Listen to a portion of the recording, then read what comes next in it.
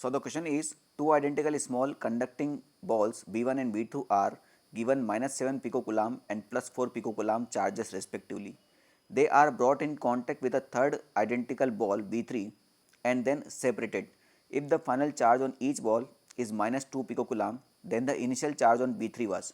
तो बेटा आपके पास तीन बॉल्स हैं, ये एक B1 है, ये B2 है और B3 है, तीनों आइडेंटिकल हैं। इस पर चार्ज है -7 पिकोकुलाम, इस पर चार्ज है +4 पिकोकुलाम और इस पर चार्ज हमें निकालना है। तो उसको क्यों मान लेते हैं, इन तीनों बॉल को हम कांटेक्ट में लेके आए। तो कांटेक्ट में लेके आते तो बेटा क्या होता है, चार्ज शेयरिंग होती है। और चार्ज शेयरिंग कब तक होती है, जब तक पोटेंशियल बराबर नहीं हो जाता। मगर वो सीन अभी हाल फिलहाल हम नहीं ले रहे हैं, क्योंकि आपको चार्ज शेयरिंग के बाद जो तीनों बॉल को हम सेपरेट करेंगे तो हर एक बॉल पर चार्ज दिया है ऑलरेडी, -2 -2 -2। तो हमें वो वाला कंसेप्ट लगाने की यहाँ पर कोई ज़रूरत नहीं पड़ेगी।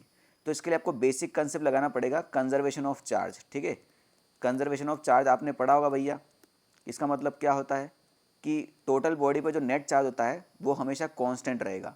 यानी अगर मैं इन तीनों बॉडीज़ को मिला भी देता हूँ और फिर वापस सेपरेट करता हूँ तो किसी एक बॉडी में से चार्ज किसी दूसरी बॉडी में गया होगा, मगर चार्ज जो है लॉस्ट नहीं हुआ होगा। Charge can neither be created nor be destroyed. Charge can only transfer from one body to another body. ठीक है, यानी एक बॉडी से दूसरी बॉडी में चार्ज गया होगा, उसके बाद तीनों बॉडी पर -2 -2 -2 हुआ है। ठीक है, तो इसका मतलब क्या हुआ, नेट चार्ज हमेशा कांस्टेंट रहेगा, सेम रहेगा। तो इधर का जो शुरुआत में नेट चार्ज था ट्रांसफ़र के पहले वो कितना था, -7 +4 +q, और ट्रांसफ़र के बाद कितना हुआ, -2 -2 -2 यानी -6। तो यहाँ पर कितना हो जाएगा, ये -3 + q is equal to -6। So q is equal to -6 + 3। तो -6 + 3 कितना आ जाएगा आपका, -3, और सब कुछ पीको में था तो चार्ज की वैल्यू q की वैल्यू हो जाएगी -3 पिकोकुलाम। यही मुझे निकालना था और यही चार्ज हमारा B3 बॉल पे था। तो B3 बॉल पे कितना आ जाएगा आंसर अपना, -3 पिकोकुलाम। ठीक है,